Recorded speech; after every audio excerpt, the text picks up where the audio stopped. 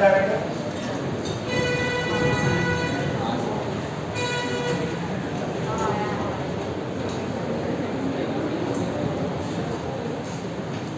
याद है कितना ये वाला पार्ट आ रहा है यहाँ पे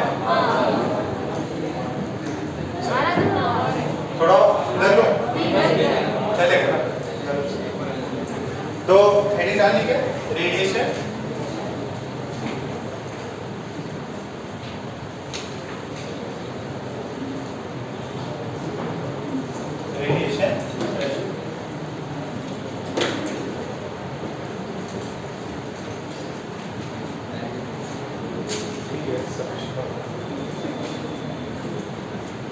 अब देखिए रेडिएशन प्रेशर क्या है कि जो आप फोटॉन्स डाल रहे हैं, ठीक है,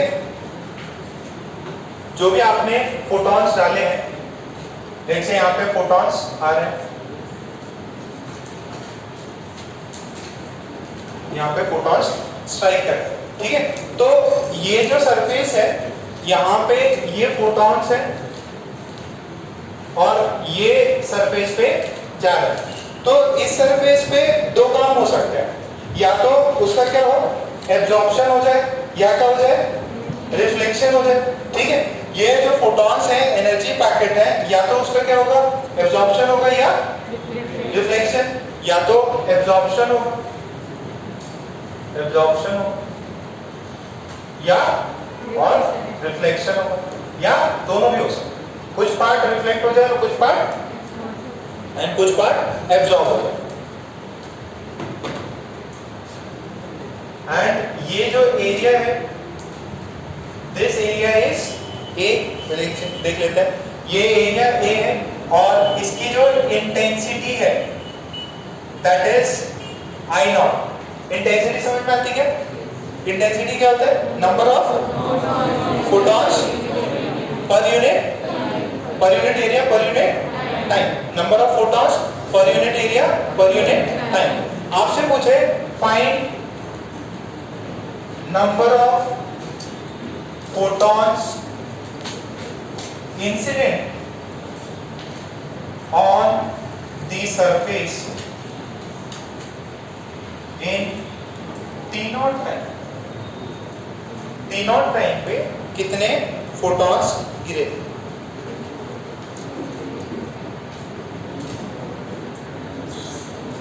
और एक ही इसका जो लैम्डा है वेवलेंथ है, एक जो फोटॉन है उसकी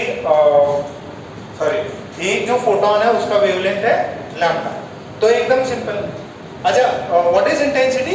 सॉरी इंटेंसिटी क्या होता है? पावर पता है क्या? पावर क्या होती है? पावर क्या? Energy per unit time. तो इंटेंसिटी क्या होगी? पावर बाय एरिया, ठीक है। सो एक सेकंड ये लिख लेते हैं, पावर जो है पावर है एनर्जी पर यूनिट टाइम और इंटेंसिटी क्या होगी? Intensity is power per unit area, ठीक है। तो ये कितना हो गया? What is power? Energy per unit time per unit energy होती है, क्या होती है? एनर्जी होती है। तो ये इंटेंसिटी, आपको इंटेंसिटी कितनी दे रखी है इसकी? आई नॉट। आपको लैम्डा कितना दे रखा है? लैम्डा मतलब उसका वेवलेंथ दे रखा है।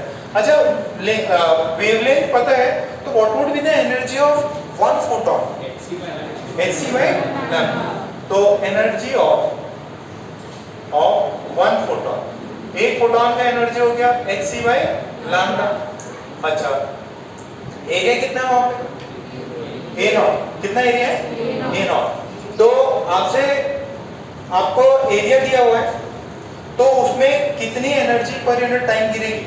आप टोटल एनर्जी कितनी गिरी T0 टाइम में निकाल सकते हो क्या? देखो what is the total energy falling on this surface area A for T0 time. आपसे क्या पूछा है? T0 टाइम में कितने फोटॉन्स गिरे? तो अपन ने क्या किया, पहले तो एक का एनर्जी निकाला, फिर अपन ने निकाला what is energy falling on the surface area A in time T0 time में कितना एनर्जी गिरेगा? तो क्या क्या क्या सही रहेगा? एनर्जी कितना होगा? इंटेंसिटी एनर्जी निकालनी है. What is energy from this? Intensity into time into area. तो what is this? Is intensity into time into area. कितनी इंटेंसिटी? I nought. टाइम कितना है? T not. एरिया कितना है? तो ये क्या टी नॉट टाइम में टोटल एनर्जी हो रही है. What is this? This is total energy. एक की एनर्जी कितनी है? NC by lambda. Total T not time में ए एरिया पे कितनी एनर्जी गिरी? ये गिरी. तो अब क्या मैं बोल सकता हूँ? एक की एनर्जी, एक में इतनी एनर्जी, तो ऐसे n फोटॉन्स गिरे होंगे. तो can I say n photons into energy of one photon is equal to the total energy. ये बात समझ में आ रही है? This is n is total number of photons. ये क्या है? Total number of photon. तो n निकालना है. क्या n आ जाएगा यहाँ से? कितना है? I not t not a lambda. ठीक है, एकदम सिंपल सा. ये कुछ ऐसा फिजिक्स थोड़ी इसमें, बस ये चीज थी एनर्जी, ये टोटल एनर्जी. तो n इंटू सिंगल का एनर्जी बराबर टोटल एनर्जी. लिख लो इसको. ये आपको नंबर ऑफ फोटॉन्स निकालने के लिए बोलता है, उसके लिए फॉर्मूला.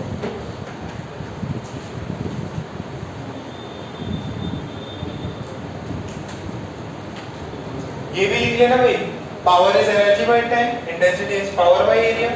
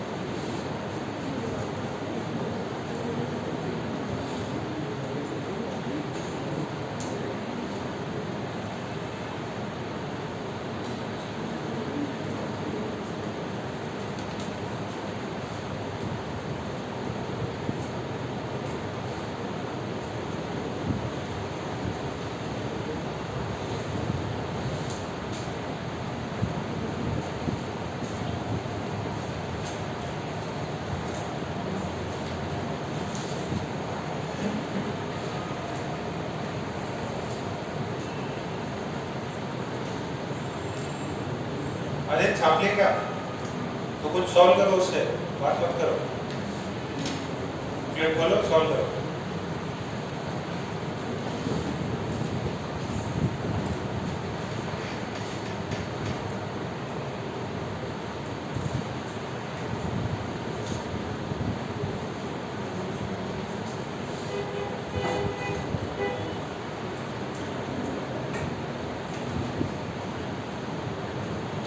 एक्सरसाइज वाली करो, उसको सॉल्व करो.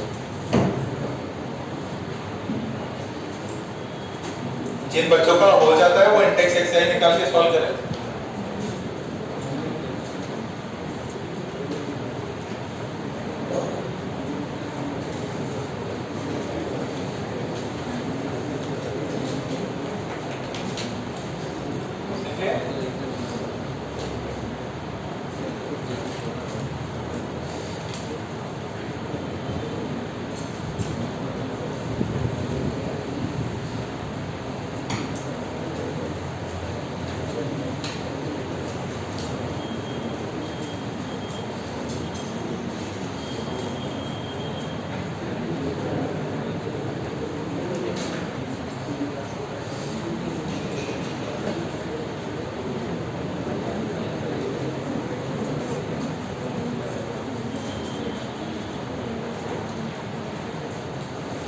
हटा दो.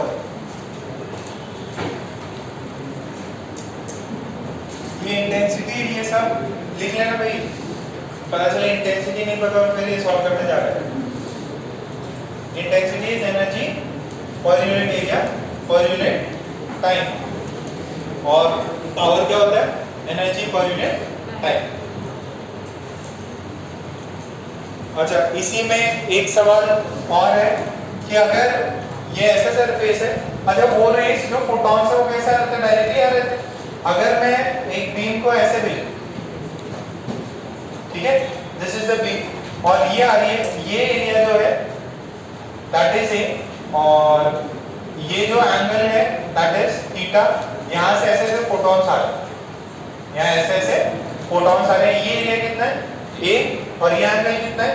थीटा। इसकी इंटेंसिटी कितनी है?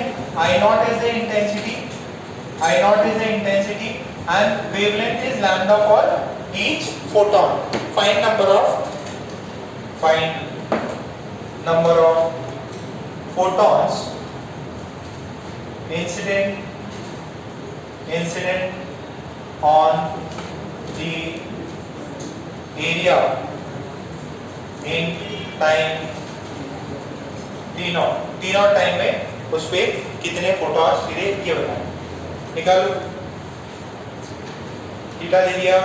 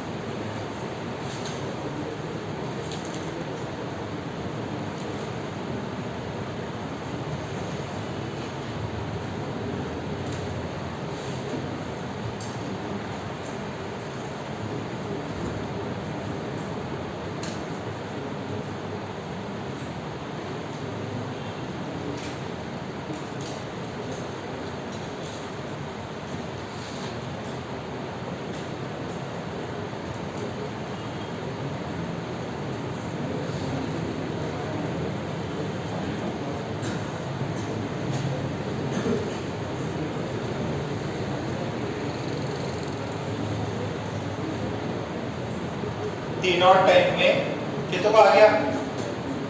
ओके, कितना आया?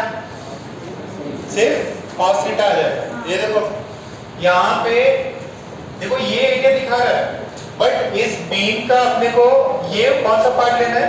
देखो ये ऐसे दिखा रहा है ना, अपने को ये चीज दे रखी है उसने, अपने को क्या करना है? यहाँ से ये एरिया निकालना, ये वाला। देखो इस बीम का एरिया तो कौन सा होगा? ये वाला होगा ना। उस वाले में भी क्या होता है? वर्टिकल का एरिया निकाला था, तो अपने को ये एरिया नहीं लेना है, अपने कौन सा इसके ये वाला एरिया लेना है। तो ये एरिया ए है, ये एंगल कितना है? थीटा। तो ये कितना हो जाएगा? 90 माइनस थीटा, ये 90 डिग्री, और ये वाला कितना होगा? थीटा हो गया। तो ये ए है, ये कितना हो जाएगा? ए cos थीटा।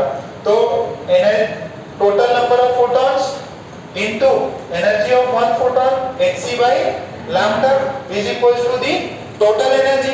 टोटल एनर्जी इस वाले केस में कितनी होगी? Intensity is I not, time कितना है? t नॉट, एरिया कितना है इस समय पे? a cos theta. तो इनकी वैल्यू कितनी आ जाएगी? सेम वही रहेगी, बट एक टर्म एक्स्ट्रा क्या आ गया? cos थीटा हो जाएगा। अच्छा, ये जरूरी है कि आपने थीटा कहां से लिया? थीटा जो है ना नॉर्मल से लिया, ठीक है। ये थीटा जो है ये बीम जो आ रही है उससे किससे? नॉर्मल से। अगर आपको कोई ये एंगल दे देता, ये एंगल दे देता ये वाला, तो यहाँ पे cos की जगह क्या हो जाता? sin। ठीक है क्या? तो यहाँ से इनकी वैल्यू कितनी है? I not t not a cos theta lambda by h। कितने फोटॉन्स t नॉट टाइम पे गिर रहे हैं, तो उसके लिए क्या करना पड़ेगा आपको? एरिया निकालना। क्या निकालना है? एरिया। और कौन सा एरिया? प्रोजेक्टेड एरिया निकालना है कि यार प्रोजेक्टेड एरिया कितना हो। एरिया मतलब फोटोन तो पूरे एक एरिया में गिर रहा था। हाँ तो एक per unit time, per unit time. देखो इस इंस्टेंट में ये फोटोन इधर है, इस इंस्टेंट में इधर है, इधर है, इधर है, इधर है, तो जो नंबर ऑफ फोटॉन्स है तो वो तो इस एरिया पे आएगा। ठीक है, अब ये क्या किया है, ये फोटॉन पहले से स्ट्राइक कर गया, ये कुछ टाइम बाद स्ट्राइक करेगा, तो ये जो है बहुत दूर से आने वाला फोटॉन का आप एरिया ले रहे हैं। देखो वेव्स में थोड़ा सा और क्लियर होगा। देखो जैसे पानी भर रहा है, ठीक है, अच्छा पानी भर रहा है, तो अगर आपने ऊपर से पानी आ रहा है तो एक आप जो है बॉटल को ऐसे करो, पानी डायरेक्टली आएगा, मैक्सिमम पानी कैप्चर होगा। बट मैं अगर इसको ऐसे कर दूं तो आप बोले सर पानी तो वैसे आ रहा है, बट एरिया क्या हो जाएगा इसका, ये वाला एरिया वो पानी ऐसे आएगा वर्टिकली, बट अपने को क्या है ये वाला पूरा इसका एरिया थोड़ी ले पाएंगे, जो है इसका ये उससे जो ड्रॉप्स है उसे परपेंडिकुलर एरिया लेना पड़ेगा।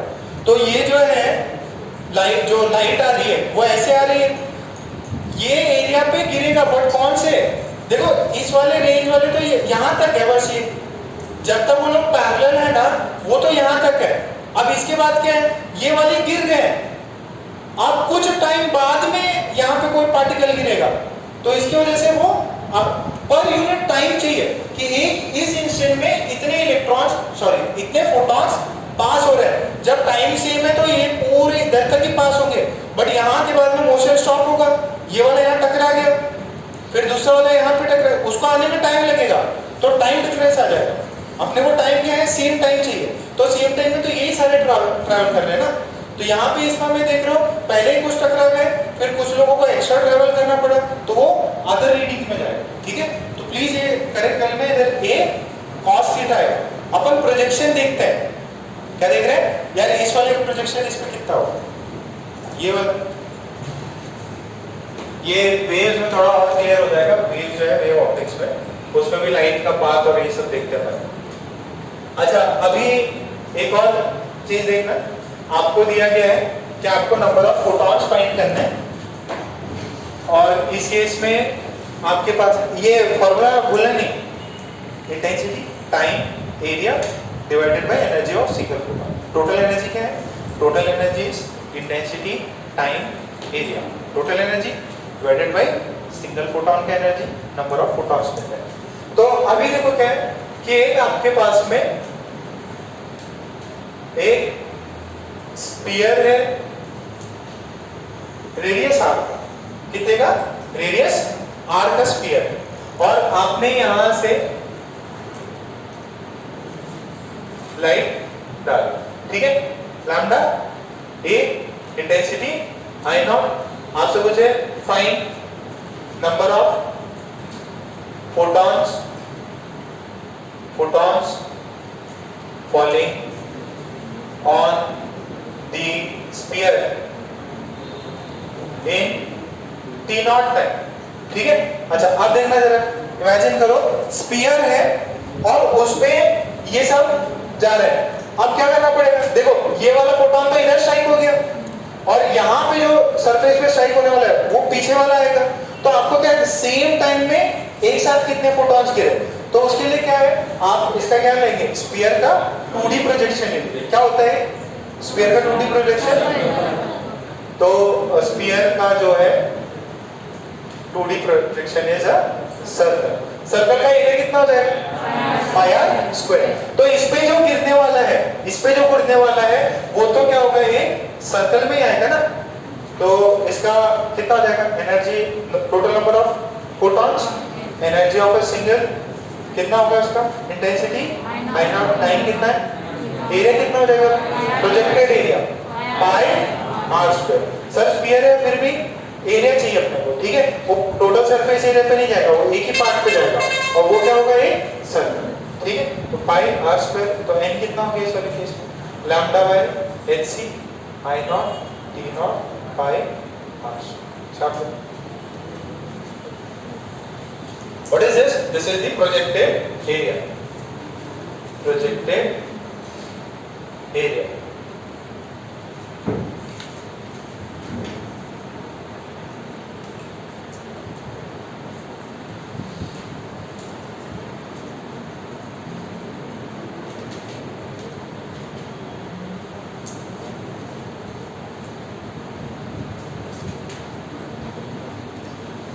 ये छाप लिया था क्या?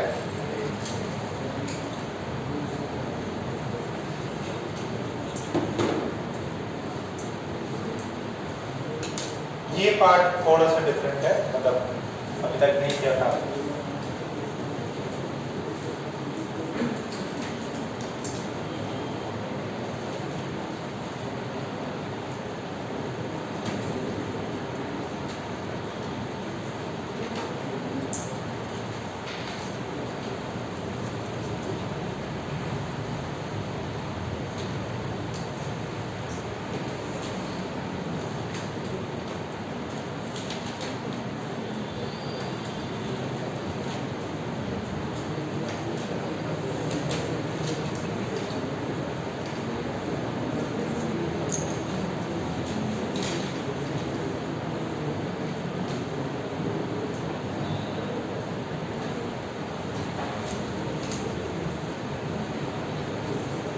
चलो सॉल्व करो, आंसर करो।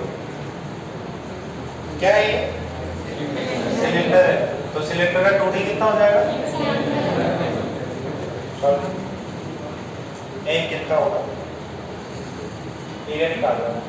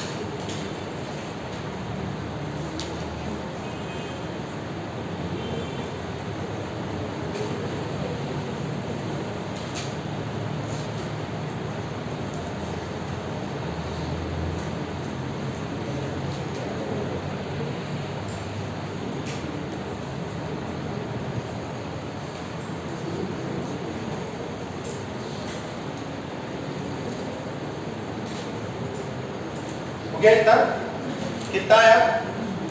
ए कितना होगा? लैम्डा बाई एच सी, और फिर कितना है? आई नॉट टी नॉट। ये कितना है? 2r इंटू, ये देखो ये r और ये h, एक ट्रांसफर। ठीक है, ये आ जाएगा कि नंबर ऑफ फोटॉन्स निकाल लें। ओके, एक सिंगल का एनर्जी पता है, टोटल एनर्जी पता है, तो नंबर ऑफ फोटॉन्स कितने हुए वो भी अपने को आ जाए। एकदम इजी सेक्शन है ये। फोटो इलेक्ट्रिक, सॉरी, जो फोटो इलेक्ट्रिक इफेक्ट में पहला वाला पार्ट तो आपको लगभग आता ही था। इसमें ऑब्जेक्टिव सवाल वही पूछता कि ये फ्रीक्वेंसी है, काइनेटिक एनर्जी कितनी होगी, स्टॉपिंग वोल्टेज कितना है, एक तो उस टाइप के क्वेश्चंस हैं, और एक ये फोटॉन्स के ऊपर है। अच्छा, अब नेक्स्ट इसमें जैसे अभी जस्ट थोड़ी देर पहले मैंने बताया था, एक होता है एब्जॉर्प्शन होता है एंड रिफ्लेक्शन होता है। तो जो भी सरफेस है आपका जिसपे लाइट इंसिडेंट है, जिसपे लाइट इंसिडेंट है, तो यहाँ पे दो चीज हो सकती, या तो जो भी लाइट इंसिडेंट है उससे क्या जाइए रिफ्लेक्ट हो जाए, तो ये तो एक रिफ्लेक्शन वाला पार्ट है। और ऐसा हो सकता है कि ये जो है कुछ पार्ट को अपने अंदर एब्जॉर्ब कर, तो ये चीज भी पॉसिबल है। लाइट को आपको पता ही है, ग्लास पे या मिरर पे डाले तो क्या होता है, रिफ्लेक्ट होता है, बट अगर कोई दूसरे मीडियम में है तो क्या हो जाएगा, उस मीडियम के अंदर चला जाएगा। जैसे पानी है, पानी में भी लाइट जाएगी, तो उस समय बोल देंगे वो क्या हो गया, एब्जॉर्ब। क्या हो गया, एब्जॉर्प्शन। अपने को ये मानना है। अब इसके अंदर जो भी होगा वो क्या होगा, टोटल एब्जॉर्प्शन एनर्जी जो भी होगी, ये इंसिडेंट है। आपसे कुछ बोले क्या एब्जॉर्प्शन कितना हुआ, एब्जॉर्ब जो भी एनर्जी जो एब्जॉर्ब हुई अपॉन द इंसिडेंट एनर्जी, तो एनर्जी एब्जॉर्ब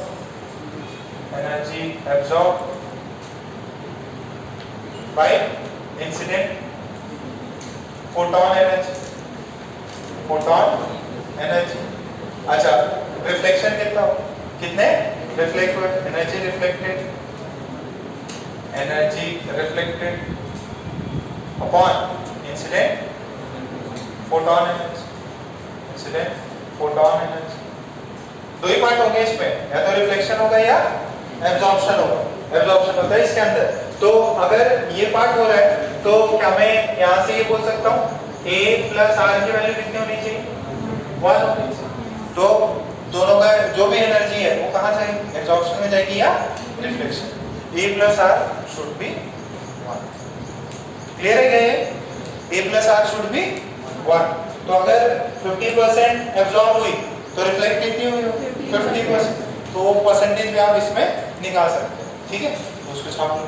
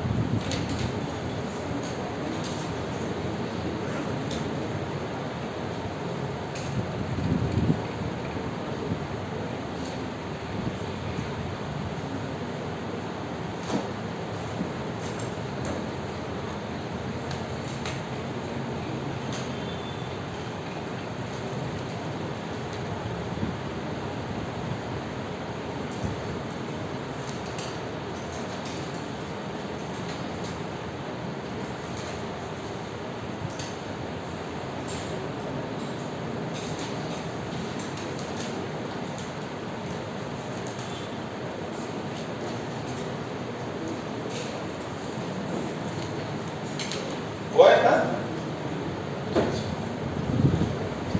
आयुष, कुछ है समझ में आ रहा कुछ? जो आपका रिजल्ट है आपका एक बार क्लास हो जाएगा ना, उसके बाद में एक एक करके एक एक करके, क्योंकि ऐसे बांट नहीं सकते रिजल्ट को, किसी ने डाल दिया तो।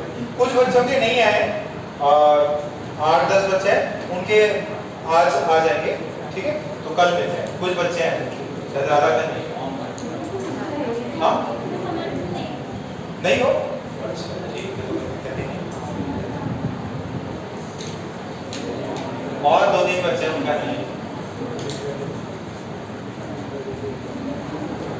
नहीं, कल किसी और बच्चे का आया, राधा बोले करके आया, हमें राधा तो नहीं है, तो फिर हमने वो वापस रिटर्न कर दिए, तुम्हारा इस वजह से नाम आया था। और 4-5 बच्चे उनके नहीं है, कल मिल जाएंगे। अब देखो ध्यान सुनो, अब आपको नंबर ऑफ फोटॉन्स निकालने आ गया। हर एक सरफेस से फोटॉन निकाल सकते हैं। आपको पता है एब्जॉर्प्शन होगा और रिफ्लेक्शन होगा। तो आपसे अब नेक्स्ट जो चीज पूछता है दैट इज फोर्स और pressure due to photons. Force और प्रेशर ड्यू टू फोटॉन्स कितना होगा ये बताइए। अच्छा, फोर्स देखते हैं, अगर प्योर एब्जॉर्प्शन हो ये कितना 1, रिफ्लेक्शन कितना 0, तो आपके पास में एक कोई सरफेस है, यहां से फोटॉन्स आए, सेम एरिया पहला वाला केस जो अपन ने सबसे पहले किया था वो वाला है, पूरे डायरेक्टली आ रहा है। ऐसे थोड़ा सा टेढ़ा बनाया बट मान लो ये स्ट्रेट ही है, ठीक है। तो आप देखो जरा, अब आपको बोल रहे कि जो भी सारे फोटॉन्स हैं वो क्या हो रहे हैं, एब्जॉर्ब हो रहे हैं, ठीक है, एब्जॉर्ब हो रहे हैं, यानी कि उसके बाद में उनका मोशन खत्म। अच्छा, अपने को पता है एनर्जी ऑफ अ फोटॉन कितनी होती है, hc by lambda। What is momentum of a photon? Momentum of photon कितना होता है, h by lambda। और बोलेंगे क्या, h by lambda, h by lambda is equal to mv, ठीक है। h by lambda is equals to mv। But ये photon का है ना, जो रेस्ट मास है, ठीक है, वो जीरो कंसीडर करता है ना, वो बस दिया हुआ है, और फिर लाइट की स्पीड से जाता है तो सब थोड़ा ऊपर नीचे हो जाता है, रेस्ट मास इसका जीरो मानना है। तो ये h by lambda और ये क्या है hc by lambda। क्या डायमेंशन सही है मेरे? देखो जरा, ये एनर्जी और ये मोमेंटम, मोमेंटम कितना है mv होता है ना, और ये एनर्जी है, और इसको मैंने किससे मल्टीप्लाई किया, c, what is c, speed of light.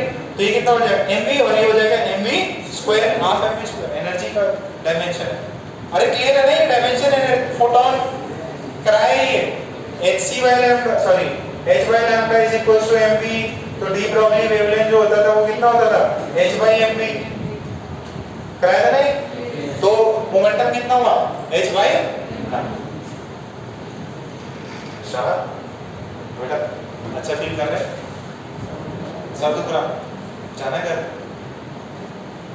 ज्यादा परेशान दिख रहा है, नींद नहीं आ रही,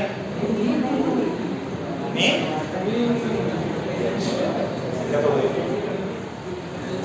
क्या हो गया ऋषि, तुमको भी नींद नहीं आ रही? जो नींद आ रही सिंबो, सोए तो थोड़ा टपले मार देना।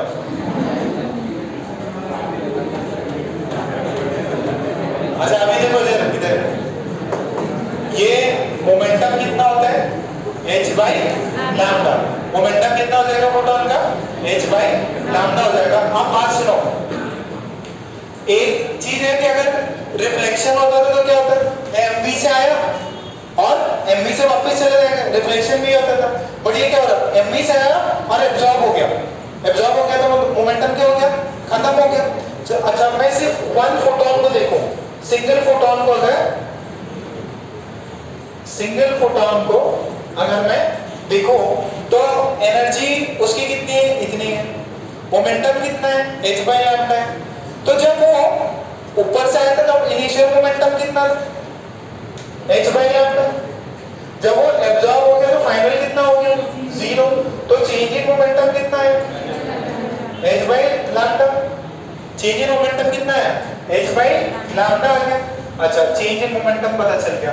अच्छा अपन ने कुछ फोर्स और मोमेंटम के बीच में रिलेशन किया था क्या, what is force, rate of change of momentum. तो क्या मैं फोर्स को बोल दूं delta p by delta t बोल दो क्या, ये क्लियर है, ओके। तो यहां से दिस इज मोमेंटम है, this is momentum and this is time t। तो अगर मैं मान लो 1 सेकंड की बात करूं, इसकी 1 सेकंड की, तो जो एवरेज फोर्स हो जाएगा 1 सेकंड में है ना, वो कितना हो जाएगा, डेल्टा p इन 1 सेकंड। ये टाइम चाहिए ना, तो मोमेंटम मेरे को बताना है 1 सेकंड में कितना चेंज हुआ।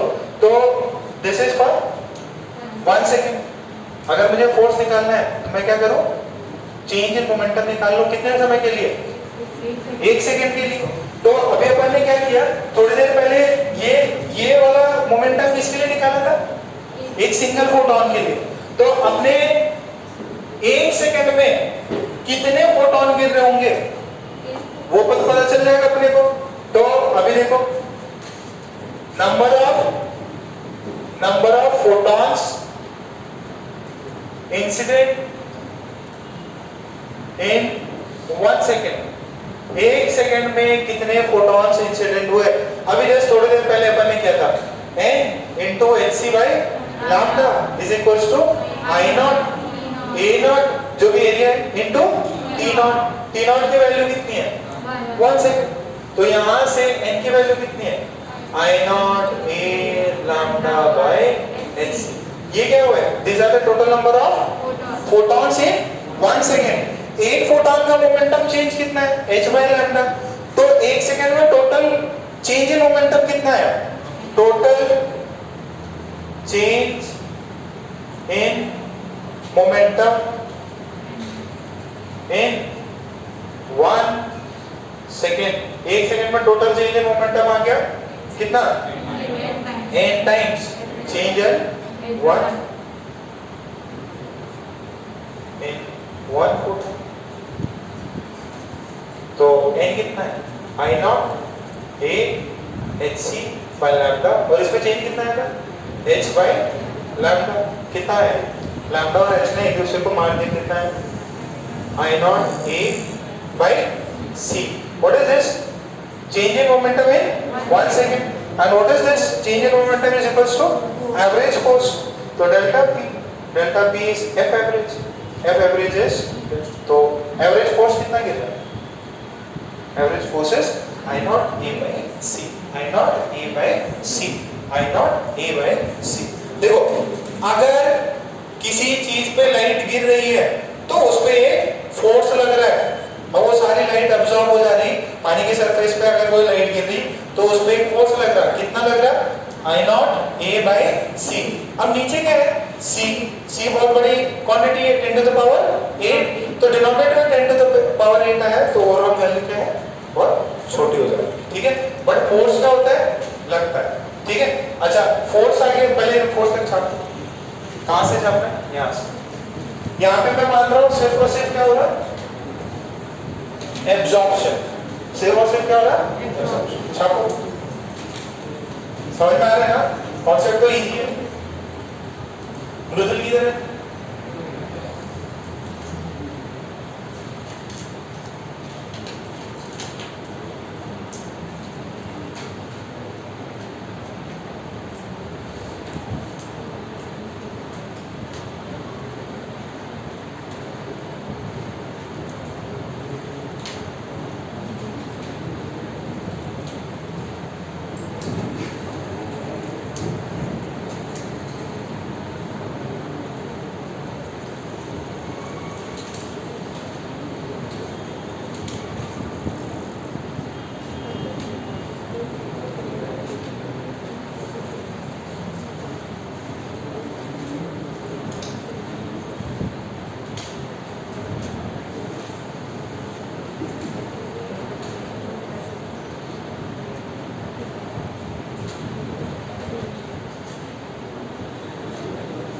चुपचाप छापो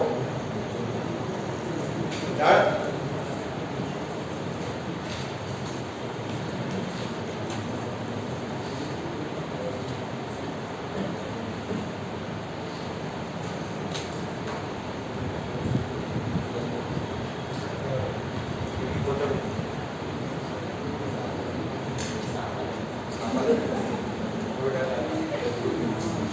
टेंशन लेने की जरूरत नहीं है, सांप आ गया। अपन ने सब जुगाड़ कर लिया है। अपन ने स्नेक कैचर का नंबर भी ले लिया, ठीक है, और एकदम सिरिंज विरिंज सब रख लिया। अगर सांप काटा तो तुरंत सिरिंज से जहाँ पे घाव है वहाँ कट करेंगे, रस्सी से पैर बांध देंगे, जहर नहीं फैलेगा।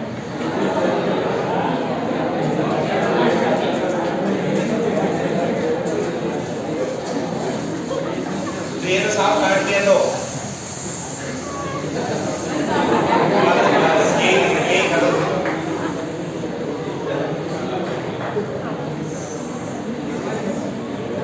ये सब चलते अपने गाड़ी में भी रख रखा है, सब जुगाड़ घर पे भी रख रखा है और ऑफिस में भी रख रखा है। सांप काटना नहीं चाहिए, काट भी लिया तो जुगाड़ है अपने पास।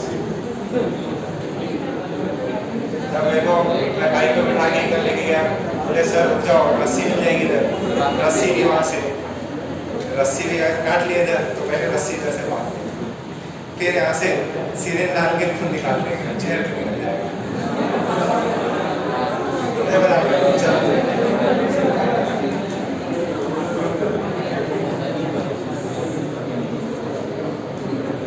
अरे हुआ क्या? हिमेश बेटा छापो, तुम पे क्लास की स्पीड डिपेंड करती। अरे पार्क मेरा काम कुछ हो रहा है। पार्क या तो उसको सही से लगा लो, मुंह में डाले हो उसको, भाई ये निकाल के रख दो।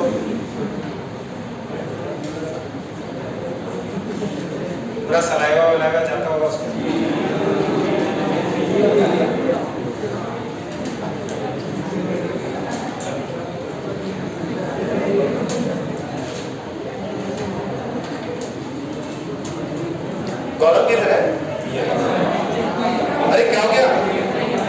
गौरी अच्छा इधर आ फर्स्ट बेंच थोड़ा नोट चेक करना अच्छा जल्दी गौरी बहुत ज़्यादा बात कर रहे हैं इतनी सीधी सादी बच्ची थी सब खराब हो गया अच्छा उसको अकेले बैठ जगह गौरी ये वाला सब समझ में आया बेटा अकल बैठ जाओ बैठना चाहिए ये वाला आगे क्या फोर्स कितना है I naught A by C what is this is the average force when the photons are fully absorbed जब fully absorbed होता है तो average force जो है वो कितना होता है I naught A by C ये है force अच्छा एक और चीज मैंने लिख रखी है एक तो है प्रेशर दूसरा क्या है सॉरी एक है फोर्स दूसरा क्या है तो एवरेज प्रेशर कितना होता है प्रेशर क्या होता है फोर्स बाय एरिया तो ये पूरे सरफेस पर फोर्स लग रहा होगा और एरिया कितने एरिया पे लग रहा है ए पे तो what is this is F average by area F average की वैल्यू कितनी है आई नॉट ए बाय सी ए कितना होगा I naught by this is पहले कितने ज्यादा टर्म से अब तो 2-3 टर्म से बच गए I naught by C is the average pressure force कितना है I naught A by S ये याद रखने हैं फॉर्मूले भूलने नहीं है शॉर्ट नोट्स में लिख लेना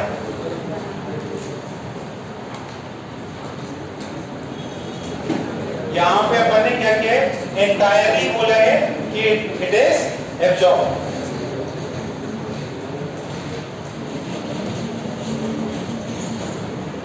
अरे समझ में आ गया बेटा अभी कैसा लग रहा ठीक लग रहा अरे अगर बीच क्लास में बोल दिया सर अब थोड़ा खाने पे सही कंट्रोल रखो नहीं तो पेट खराब हो जाता अभी बोला कि इधर भी नहीं जाना मेरे को घर पे जाना सो यहाँ देखो आपको फोर्स पता चल गया प्रेशर पता चल गया डायरेक्ट ऑब्जेक्टिव में भी आ सकता है छोटे मोटे एग्जाम में अच्छा अगर आपको ऐसा कुछ मैकेनिक्स लगानी हो ऐसा बोल दे कि एक अपने पास में क्यूब है और ये एक सरफेस पे रखा हुआ है इसका मास जो है दैट इज कैपिटल है इसका क्यूब का लेंथ है स्मॉल है ठीक है इसका लेंथ है स्मॉल है और ये जिस सरफेस पे रखा हुआ है उसका फ्रिक्शन कोएफिशिएंट है म्यू और यहाँ से अपन क्या कर रहे हैं लाइट डाल रहे हैं इसकी इंटेंसिटी आई नॉट है और वेवलेंथ लैम्डा है आपसे पूछा जाए नहीं पूरा दे दिया ज्यादा दे दिया रुक जाओ इसमें क्या है फाइंड लिखो क्वेश्चन लिखो find the value of minimum intensity so that the block starts moving I not की मिनिमम वैल्यू कितनी होगी ताकि वो ब्लॉक क्या करने लग जाए मूव करना स्टार्ट करे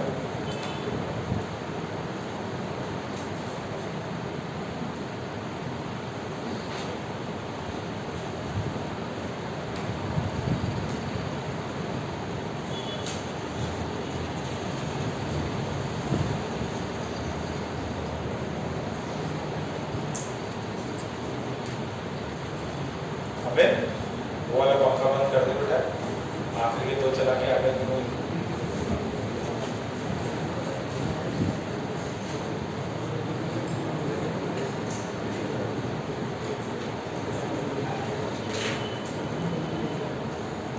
क्वेश्चन समझ में आ रहा है क्या अपन ने लाइट डाला तो फोर्स होगा फोर्स पता है और मूव करने के लिए कितना होना चाहिए जो एक्सटर्नल फोर्स है ड्यू टू लाइट अगर मूव कर रहा है तो किसके बराबर होना चाहिए ग्रेटर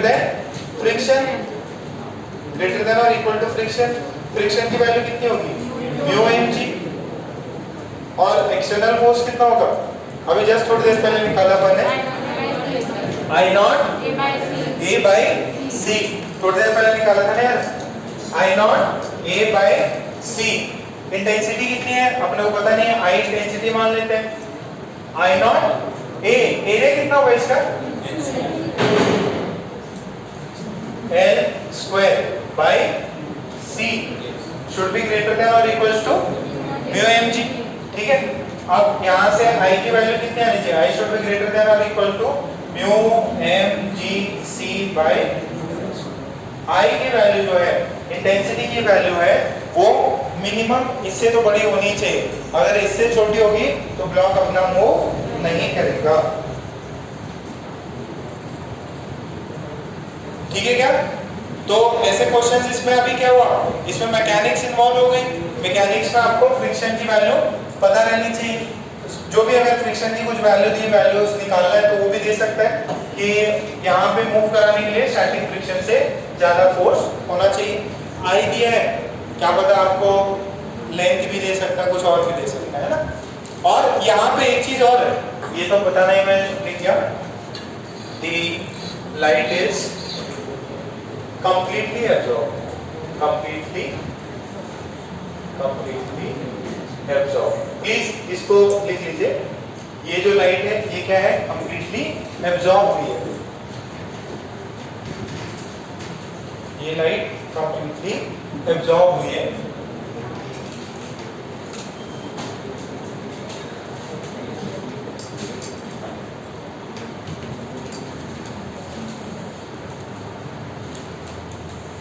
आई नॉट इंटेंसिटी से लैम्डा नॉट से लाइट डाली गई है, मास m है, आपसे पूछा गया है find theta made by the string.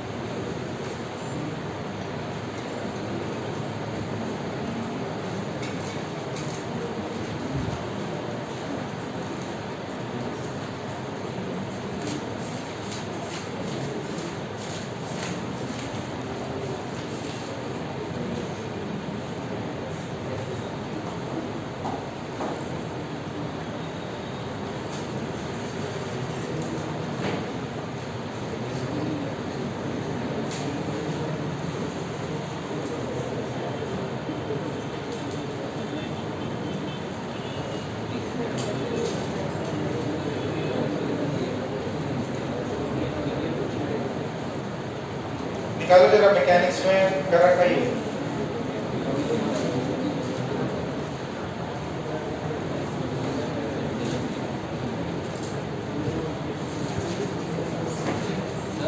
हाँ, रेडियस, इसका रेडियस नहीं, इट इज स्मॉल, नहीं सर, इट इज एरिया, ये मान लो इट हैज रेडियस r, ठीक है, बॉब का रेडियस r।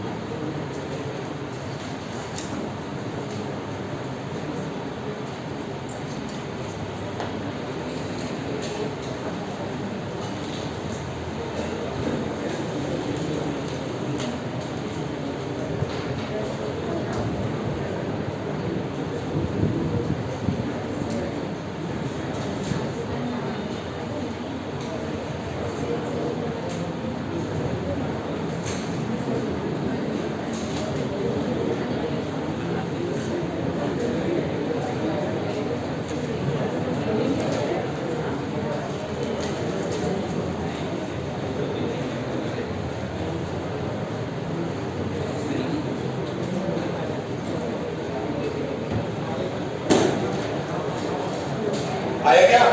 कितना आया? 10 पे लगाओ ना, 10 थीटा।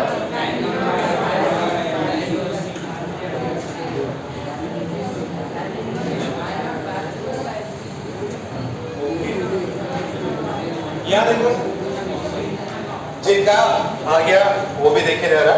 अच्छा फर्स्ट ऑफ ऑल इसमें क्या होगा, नीचे mg लग रहा है और अपन ने इसको ऐसा डाला, इसका रेडियस r है, तो क्या इसमें इधर भी रेडिएशन प्रेशर या रेडिएशन फोर्स लगेगा? तो ये क्या करेगा, ये थोड़ा सा इंक्लाइन होगा।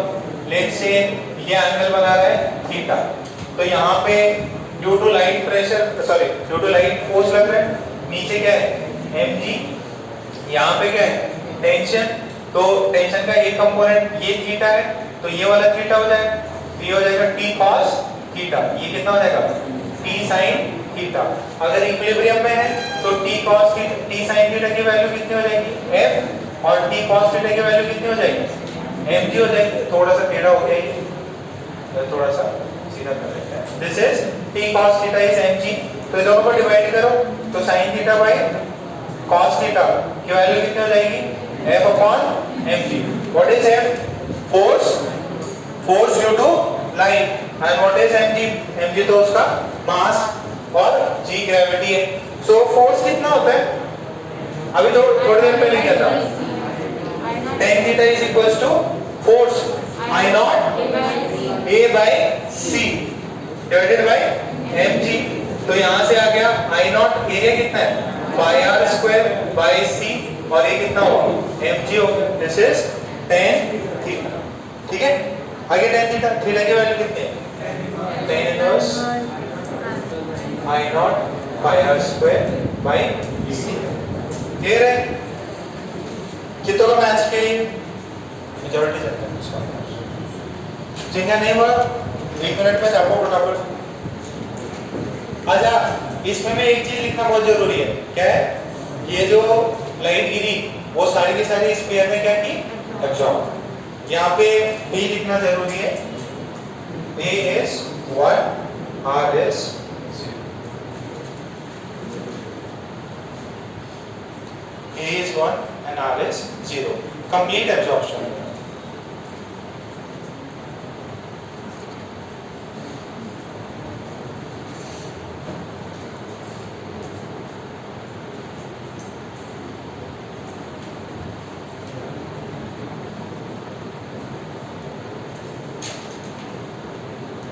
इसका कंप्लीट एब्जॉर्प्शन।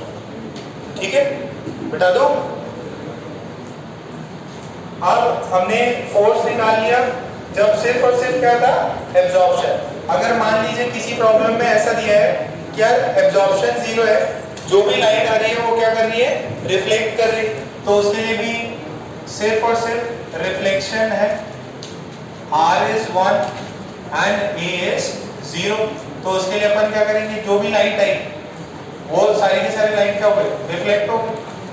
अच्छा P इनिशियल अगर h बाई लैम्डा है मान लीजिए, तो h बाई लैम्डा नीचे की तरफ होगा माइनस j, और जो फाइनल होगा वो कितना होगा h बाई लैम्डा ऊपर की तरफ चला गया, तो चेंज कितना है 2h बाई लैम्डा का चेंज है। ये किसका है? दिस इज सिंगल फोटॉन के लिए, ये आया सिंगल फोटॉन के लिए। तो आपसे अगर पूछे एवरेज फोर्स जो है एवरेज ये टोटल जो है एवरेज कितना आ गया 1 सेकेंड में, इन 1 सेकेंड, तो 1 सेकेंड में क्या करें 1 into delta p of 1 photon, तो टोटल नंबर ऑफ जो फोटॉन्स होते हैं वो इसका कितना फॉर्मूला था I not A T by lambda by h c. Time कितना लिया अपन ने 1 सेकेंड, तो टी नॉट को 1 कर दो क्या? ओके, और कितना चेंज हुआ ये एक में चेंज कितना है 2h बाई लैम्डा, तो लैम्डा लैम्डा कट गया, h कट गया, ये 2 आया, तो ये कितना है 2 I not A by C। ये कितना है? This is F average sorry ये change in momentum in 1 second, तो जितना चेंज इन मोमेंटम हो उतना ही क्या हुआ आपका एवरेज फोर्स कितना हुआ 2 I not A by C। कितना हुआ change in moment, change in force, sorry average force 2 I not A by C। Reflection हुआ ना तो उसके 2 टाइम्स हो गया, जो भी गया वापस टकरा के आ गया तो उसने क्या किया 2 टाइम्स फोर्स दिया। प्रेशर कितना होगा, एवरेज प्रेशर कितना होगा, pressure is 2 I not by C, यही तो लिख देता है, pressure is 2 I not by C। Area A से डिवाइड कर दो, प्रेशर आ जाएगा।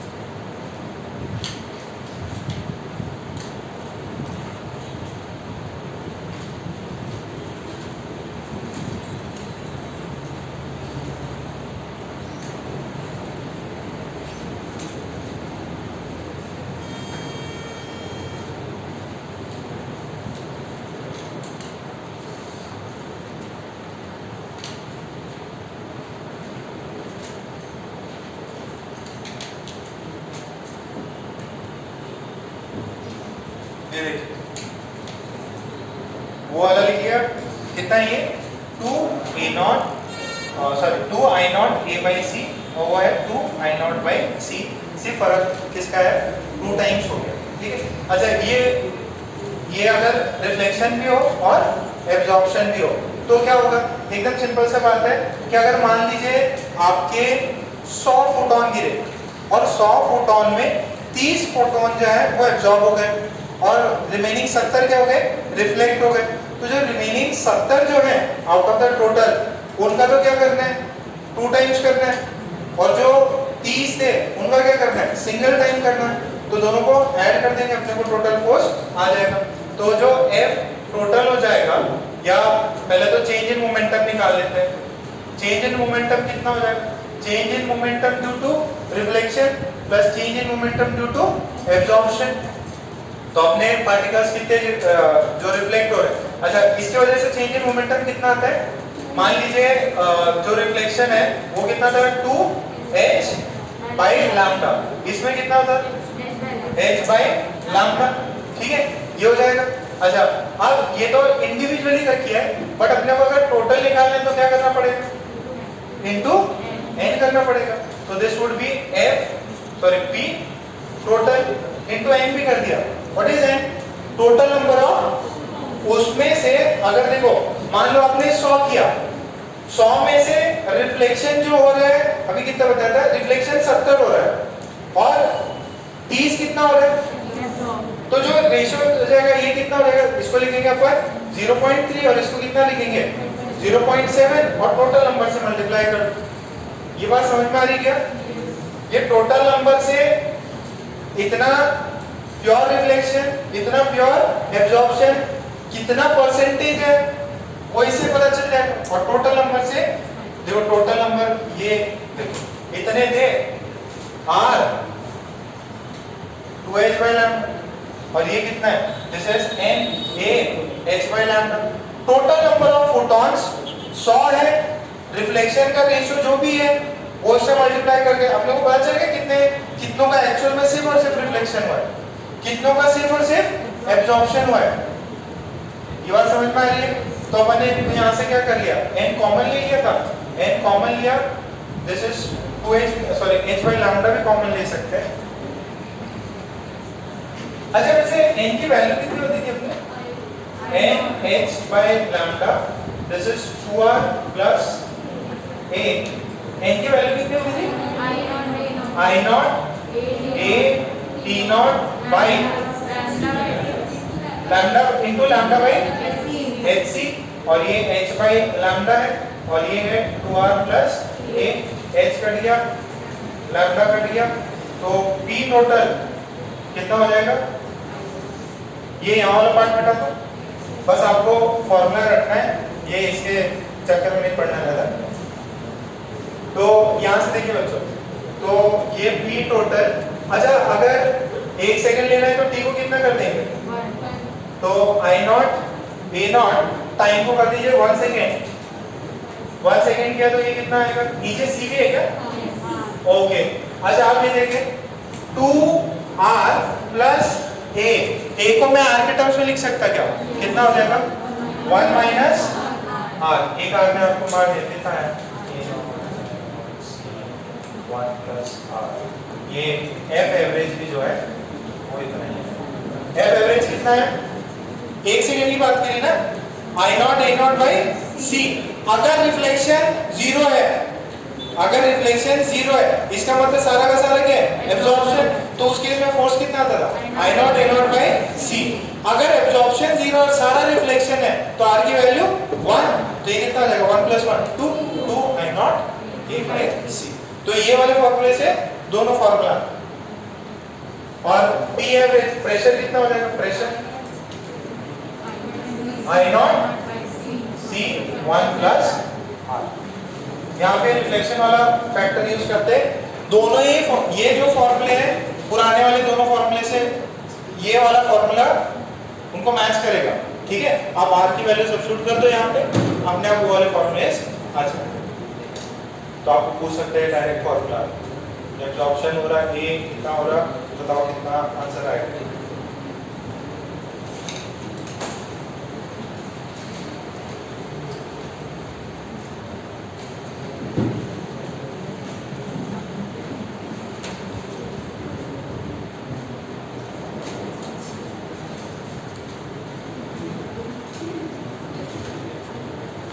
ये वैसे ये बेंच आई कहाँ से,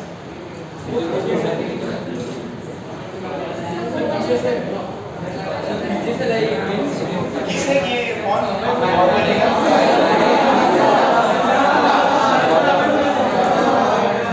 गौरव ने किया, सौरभ ने किया, जरूर उसने साथ दिया होगा, बाहुबली ने।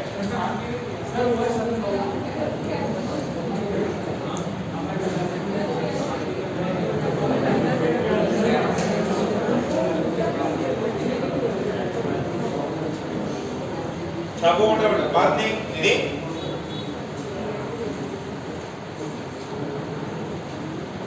जो गौरी कितना ध्यान से सुन रहे सब, वेरी गुड बात। किरण भी पढ़ाई कर रही है, तो किरण कितना बात कर रहा है, कब है तुम्हारी पढ़ाई पूरी की नहीं, वापस जाओगी काम को, अभी नहीं जाना, बाद में जाओ, दिवाली पे छुट्टी करेंगे मैं।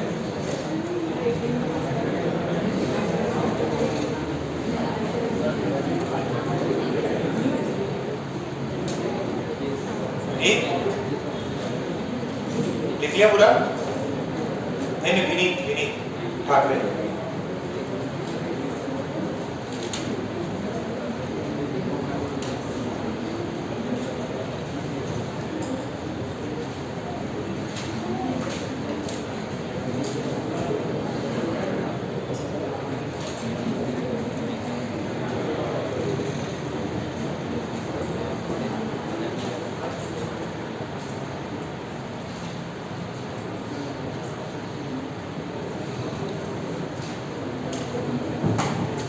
आप लोग भी फटाफट जिनका हो जाता है वो प्रॉब्लम सॉल्व करें, बस हमें कर दो।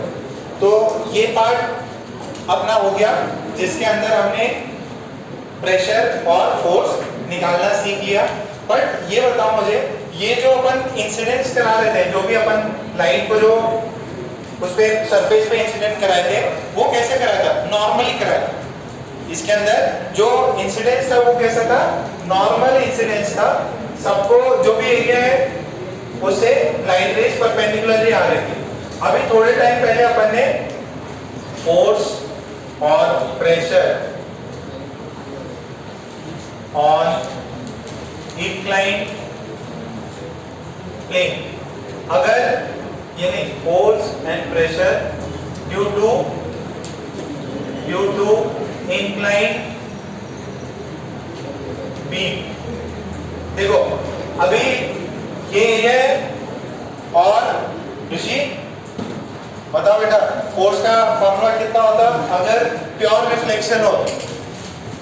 प्योर रिफ्लेक्शन ऑफ फोर्स का फॉर्मूला कितना होता? 2 I not A by C, 2 I not A by C, यही होता है क्या जब प्योर रिफ्लेक्शन हो? 2 I not A by C। Pressure कितना हो जाएगा? हाँ ऋषि बताएगा, ऋषि बताएगा।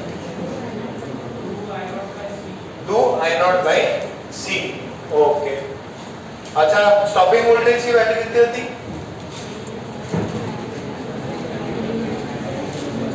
स्टॉपिंग वोल्टेज की वैल्यू हाँ खड़े होकर बताओ, मैं दे रहा। क्या स्टॉपिंग वोल्टेज? अरे वर्मा के साथ बैठे, काइनेटिक एनर्जी मैक्सिमम बाय नहीं मालूम, बाय ई। वेरी गुड, शाबाश। कौन हेल्प कर रहा है? नमन कर रहा क्या? अमित कर रहा? अमित किसी को टिपाई करनी है ना? अमित किसी जो, चलो ठीक है। अभी ये वाले केस में क्या दिया कि आपको लाइट दी गई है और ये लाइट ऐसे है, ऐसे इंसिडेंट है और ये एंगल है थीटा। अब यहाँ पे दो चीजें हो सकती, या तो एब्जॉर्प्शन होगा या रिफ्लेक्शन होगा। अच्छा, अगर ये लाइट ऐसे जा रही है और आपका रिफ्लेक्शन होगा, क्या होगा? रिफ्लेक्शन होगा, तो उस केस में लाइट ऐसे जाएगी क्या?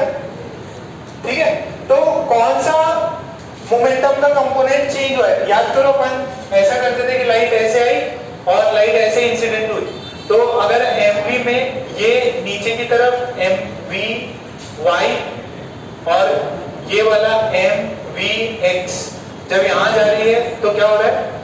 ये mvx एज इट इज रह रहा है, ये माइनस में था, अब ये mvy ऊपर की तरफ है।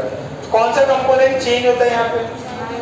y डायरेक्शन या वर्टिकल वाला चेंज होता है। यहाँ पे एक कंपोनेंट चेंज नहीं होता। कौन सा वाला? हॉरिजॉन्टल वाला। ठीक है, तो इसके अंदर आपको वही बताना है कि अगर किया है तो पहले तो नंबर ऑफ फोटॉन्स चेंज हो जाएंगे। नंबर ऑफ फोटॉन्स में क्या टर्म आया था? cos थीटा आया था ना यार। नंबर ऑफ फोटॉन्स में टर्म क्या था? cos theta. और मोमेंटम चेंज में भी क्या जाएगा? h बाई लैम्डा और एक टर्म क्या जाएगा? cos। ठीक है, तो जरा वैल्यू देखो कितने वैल्यू है। Find force and pressure, find force and pressure.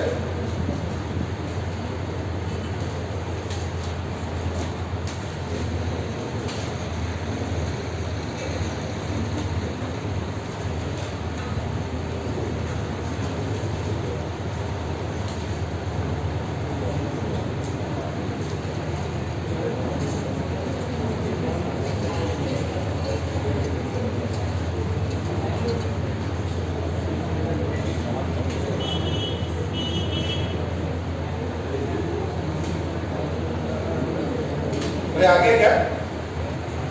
और यहाँ पे इसका रिफ्लेक्शन हो रहा है, एब्जॉर्प्शन नहीं हो रहा। R is equals to 1, A is equals to 0। तो change in momentum of 1 photon is equals to 2h by lambda. cos theta क्या? h बाई तो h बाई लैम्डा होगा तो अपन ने cos थीटा वाला टर्म लिखा है। सही है क्या cos थीटा? ये देखो ये थीटा तो ये भी थीटा, तो वर्टिकल वाला कंपोनेंट क्या हो जाएगा cos थीटा। अच्छा नंबर ऑफ फोटॉन्स कितने होते थे इसके अंदर? I not T not cos sorry a cos theta divided by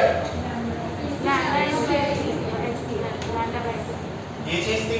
number of photons है, एक फोटॉन में कितना मोमेंटम चेंज हुआ ये पता है, तो एक सेकंड में एवरेज फोर्स कितना आएगा F एवरेज इन 1 सेकंड कितना आएगा n into delta p of 1 photon.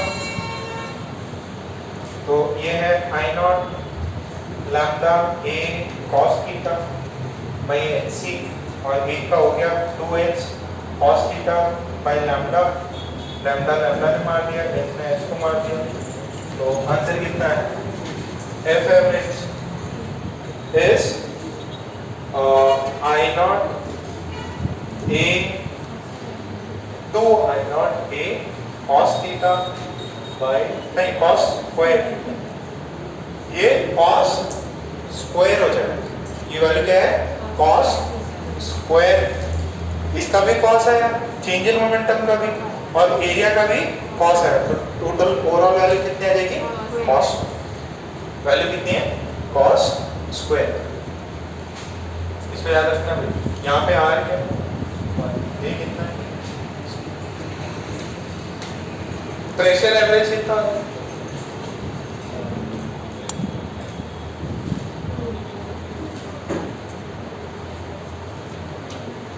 कितना फोर्स है ये आपको पता है एवरेज।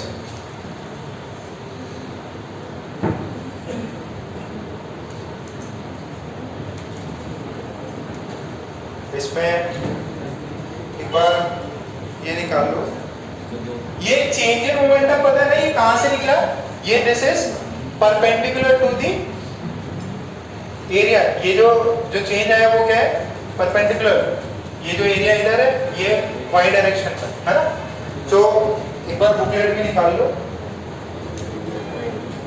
चलो ठीक है इसको सॉल्व। हाँ सॉल्व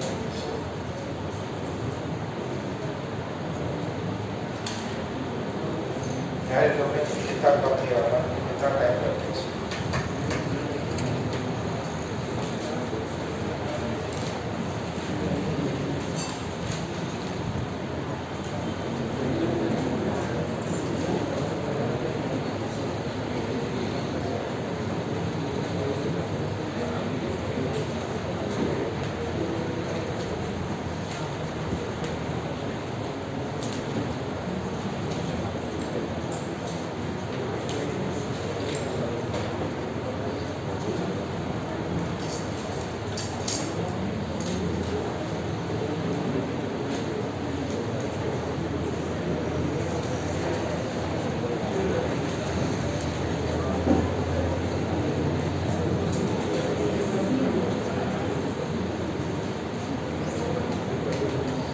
ठीक है, वहां पे सारे फॉर्मूले दिए हुए हैं, वो सारे फॉर्मूले आप देख लेना। इस पे चैप्टर कौन सा है? मॉडर्न फिजिक्स में photo electric effect 11.4 page number, उसमें देखो इलस्ट्रेशन ये सब एक देखना, फोर्थ का इलस्ट्रेशन है, फोर्थ इलस्ट्रेशन, उसके अंदर जो अपना जरा आंसर देखना, उसका लास्ट में आंसर कितना है पाई आर स्क्वायर आई बाई सी, वो पूरा इंटीग्रेट करके जो एरिया है ना अपना जो प्रोजेक्टेड एरिया, तो पाई आर स्क्वायर सिलेंडर में अपन ने 2r इंटू एल, तो इंटीग्रेशन से भी सेम आंसर आ, तो वही आप इंटीग्रेशन करने की जरूरत नहीं है, आपको आंसर बता दिया है। ओके, तो रेडिएशन प्रेशर कंप्लीट हो गया, रेडिएशन प्रेशर कंप्लीट हो गया।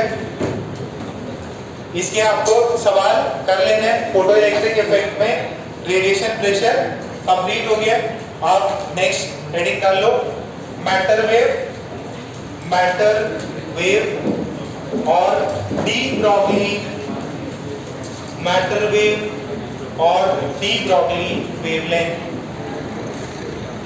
मैटर वेव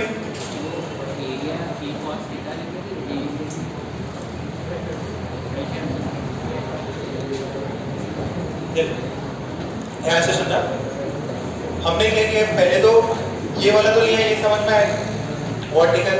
अच्छा अभी ये नंबर आ रहे थे, ये फोटॉन्स आ रहे थे, उसके लिए अपने को क्या करना पड़ेगा, ये पैरेलल बीम में कितने आ रहे वो देखा।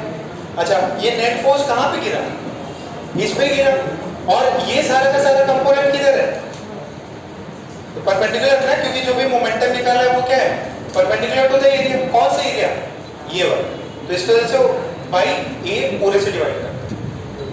आप फोर्स यहाँ पे थोड़ी निकाल रहे, आप फोर्स तो इस पे निकाल रहे हैं ना, तो उसके लिए आपके कितने फोटॉन्स गिरे पर यूनिट टाइम, है ना, वो यहाँ से निकलेंगे इस वाले एरिया से। आपका चेंजिंग मोमेंटम कितना हुआ वो आपने बताया कि जो भी फोर्स लग रहा है वो कौन सी डायरेक्शन में लग रहा है, इसके परपेंडिकुलर, इसके वजह से कॉस थीटा, और इसके वजह से एरिया बी से है परपेंडिकुलर। ठीक है, उसमें आप बुक भी देख लेना। तो हेडिंग कर लो मैटर वेव, मैटर वेव और डी ब्रॉगली वेवलेंथ। अच्छा डी ब्रॉगली वेवलेंथ क्या, कैसे क्या होता है, कौन बताएगा, रुदुल बताओ बेटा, डी ब्रॉगली वेवलेंथ क्या होता है, डी ब्रॉगली ने क्या दिया था, क्या हाइपोथेसिस दिया था, बताओ, शर्मा रहे, गर्लफ्रेंड का नाम पूछना है, तो फिर बस बस बस नहीं पता, शाबाश, बताओ यार, तुम बताओ बेटा, डी ब्रॉगली वेवलेंथ या डी ब्रॉगली हाइपोथेसिस क्या था,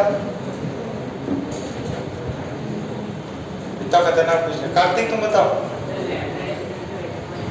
H अपॉन क्या बोला, क्या था उसने, सारे पार्टिकल्स हैं जो भी हैं उनका पार्टिकल नेचर भी होता है और वेव नेचर भी होता है।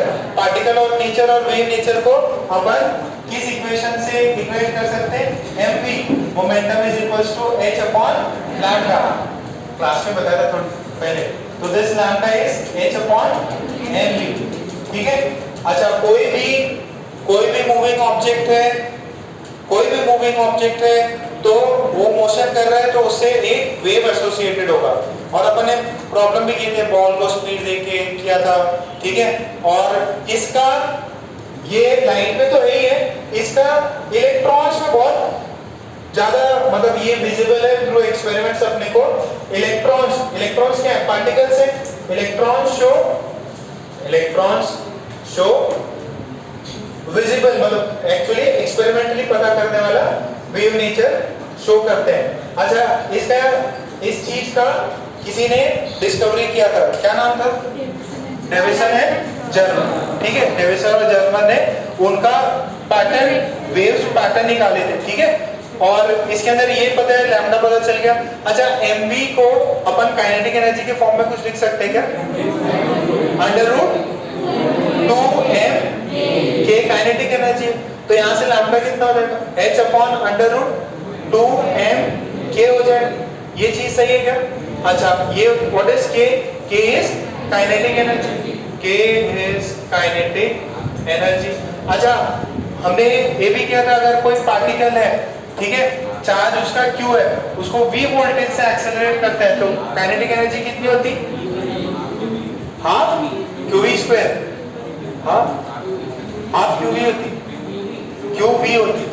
ठीक है, अब सुनो, charge q is accelerated, charge q is accelerated by v voltage। ठीक है, तो उसकी काइनेटिक एनर्जी कितनी हो जाती है, q इंटू v। तो क्या ये q इंटू v का अपन यहाँ पे यूज कर सकते हैं, यस अपन ये यहाँ पे यूज कर सकते हैं।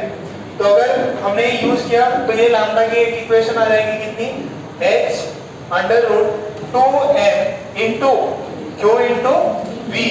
अच्छा अगर अपना चार्ज जो है, इफ चार्ज इज इलेक्ट्रॉन, अगर चार्ज जो है वो इलेक्ट्रॉन है तो लैम्डा की वैल्यू कितनी हो जाएगी, h upon under root 2m e into v। अच्छा यहाँ पे मास ऑफ इलेक्ट्रॉन होगा, h होगा, तो इसको अपन ने कुछ सिंथेसाइज किया था, कितना आता है, अंडर रूट 150 बाई v। ये वोल्ट्स में, ये लैम्डा किसमें आता है? ये भी याद आएगा। तो same ditto as it is, इसमें भी सेम सवाल है। तो वही चीज पूछेगा, दो प्रोटॉन सॉरी अल्फा पार्टिकल है, प्रोटॉन है, दोनों की काइनेटिक एनर्जी सेम है, बताओ ratio of de Broglie wavelength. तो इसको छाप लो मैटर वेव्स में। कर रखा है ना पहले?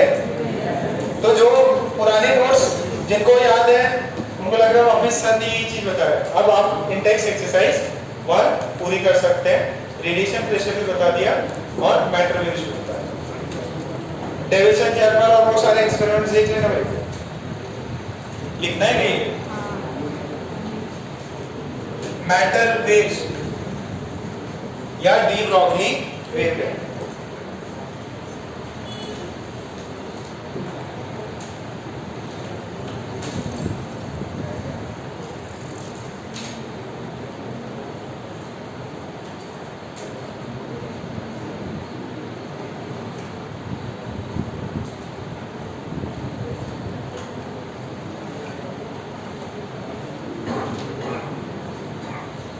सिद्धांत हो गया? आदित्य किधर बैठा है? एब्सेंट है क्या? बीच में कुछ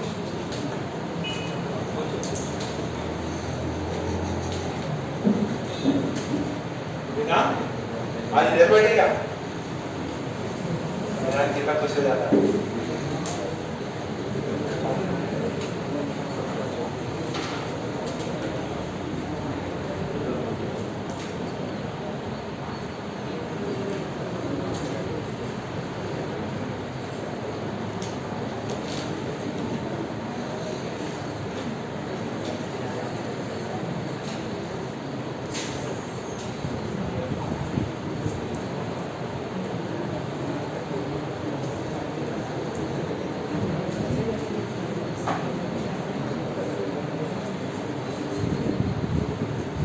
डिग्री ऑफ फ्रीडम पता है क्या आपको? क्या होता है डिग्री ऑफ फ्रीडम? नहीं पता? क्या है?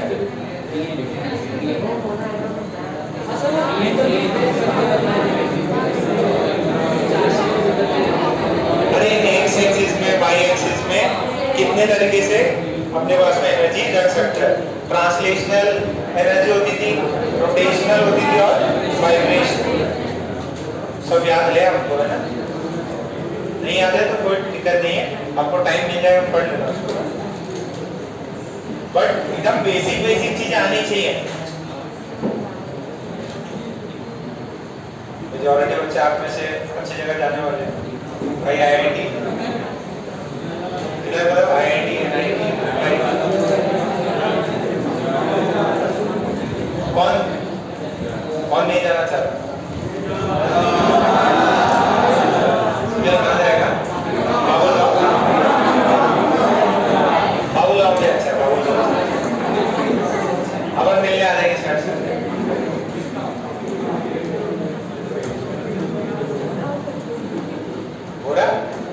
किधर का प्लान है?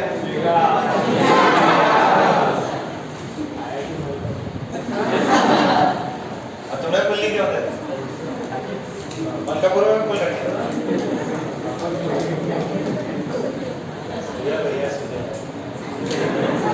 तो सुझा आईआईटी आकाशवाणी चले जाना, आईआईटी कमरी बनवा लेना, वीडियो देखते रहना।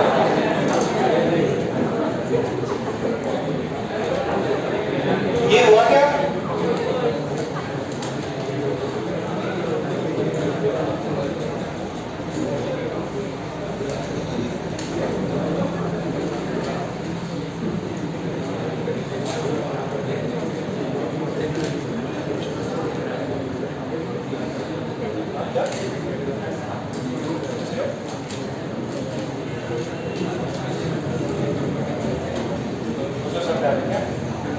अभी ये फॉर्म भर देना आप लोग, यूसेड वाला। अब तो रिजल्ट भी आ गया है। ओटीपी आ गया कि तुम्हारा नहीं है?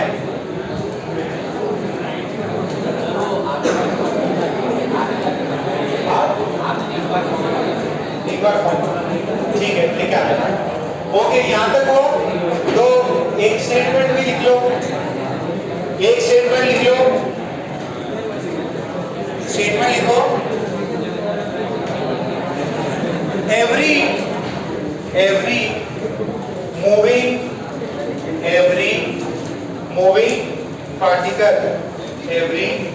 Moving particle has a wavelength has a wavelength associated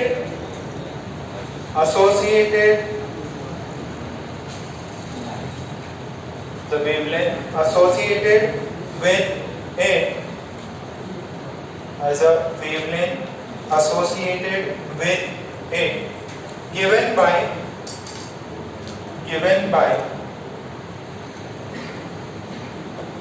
de Broglie wavelength, given by de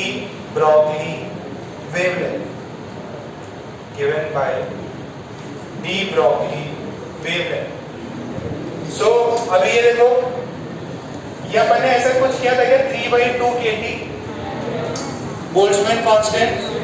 तो अगर गैस मॉलिक्यूल दिया हो, सुनो इधर, अगर गैस मॉलिक्यूल दिया हो और H/2m काइनेटिक एनर्जी 3/2 kT लिख सकते हैं।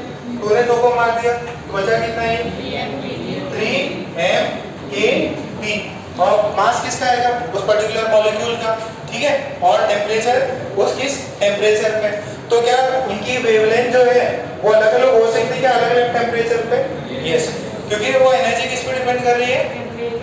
टेम्परेचर, ठीक है। तो de Broglie wavelength for of a gas molecule, इसको छाप लो।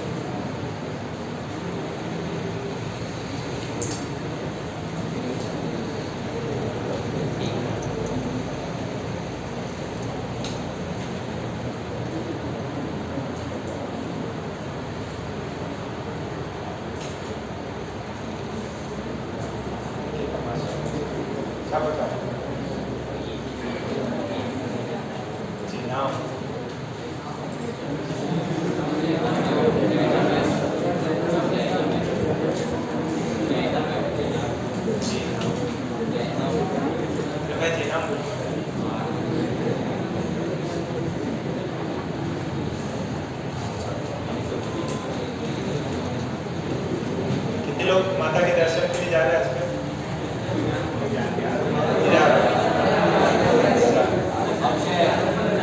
अच्छे तो भक्त है।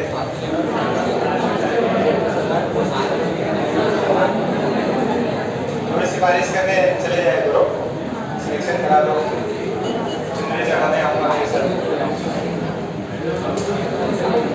ओके, हुआ इतना? सबने छाप लिया? छापो बेटा, जल्दी छापो। चेतन लिख लिया क्या? बाहर तो गलत जगह बैठे लोग, पूरी जगह लेके बैठे हो उनकी, तो अकेले बैठा करो। वो पूरा एकदम दबा दिया उसको, दीपक को।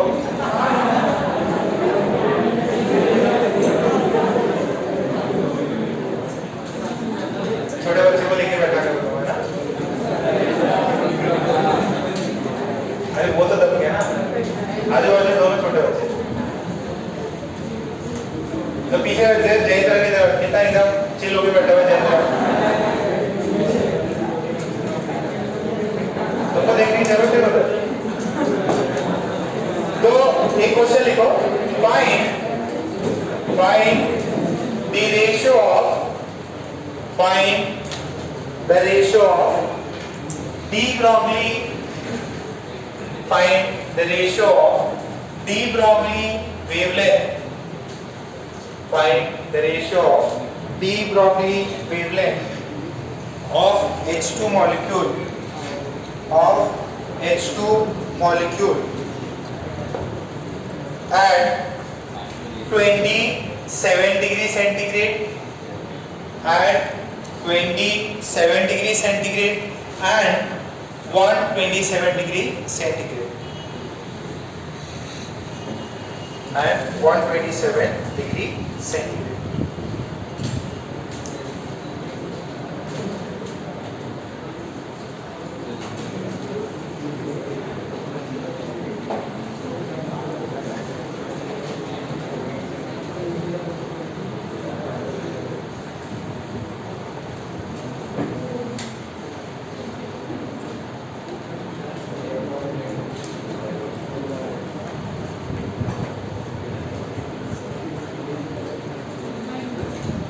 कितना है 2/√3.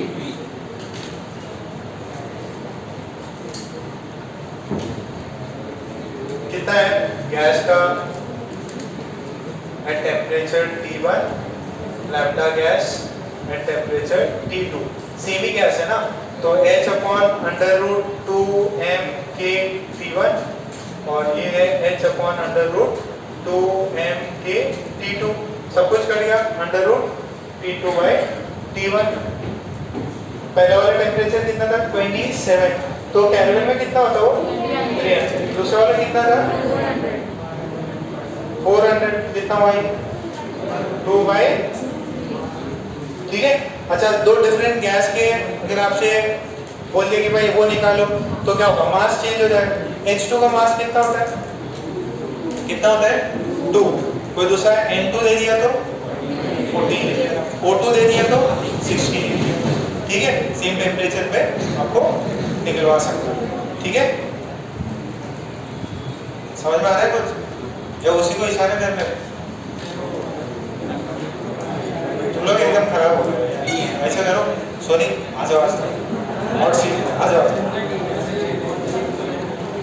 आ जाओ, आ जाओ, आ जाओ, इसलिए आ जाओ. मैं देखता रहूँगा ना तुम्हारे को. आ जाओ, जल्दी आओ, जल्दी आओ, जल्दी आओ. उसको कुछ दिन अकेले छोड़ दो. नहीं नहीं, तुम आओ, जल्दी आओ, जल्दी आओ.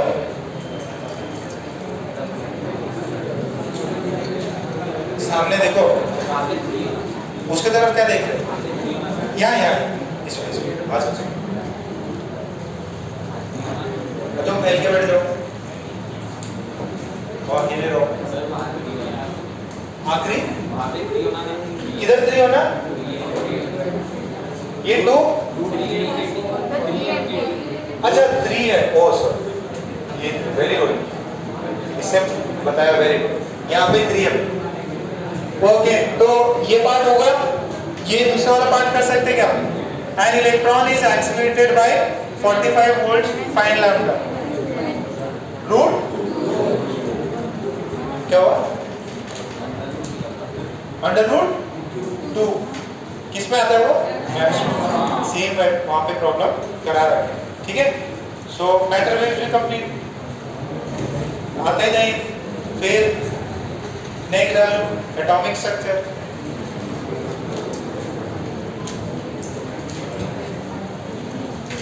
नेक्स्ट हेडिंग डाल लो. नेक्स्ट क्लास क्या है, एटॉमिक स्ट्रक्चर. और अपन एक्सरे जो डिफरेंट है वो एक्सरे कराएंगे नेक्स्ट क्लास में.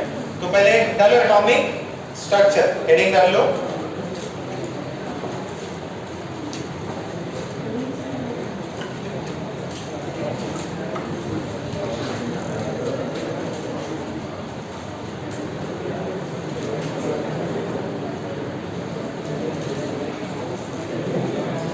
सबसे पहले एटॉमिक स्ट्रक्चर में मॉडल है किसका, जो एक्चुअल में काम का था, किसका, रदरफोर्ड मॉडल. रदरफोर्ड ने क्या किया था फर्स्ट टाइम, जो है न्यूक्लियस और क्या हो गया, कुछ भी नहीं ना, एटॉमिक स्ट्रक्चर. यहाँ देखो, एटॉमिक स्ट्रक्चर में फर्स्ट जो था रदरफोर्ड का मॉडल था. वो सब आपको पता है कि कौन से मेटल पे एक्सपेरिमेंट कराया था इसने, क्या उसके कंक्लूजन्स थे, वो सारा आपको पता है. ठीक है, तो ये कंक्लूजन भी फिजिक्स में भी पूछ सकता है. प्लीज एटॉमिक रिवाइज कर लेना, ठीक है।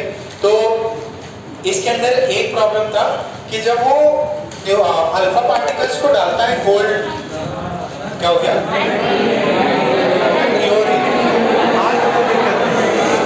आज कोई दिक्कत ही नहीं, आज इतना है सफिशिएंट, 20% काम चल जाएगा, मतलब 20% काम चलेगा।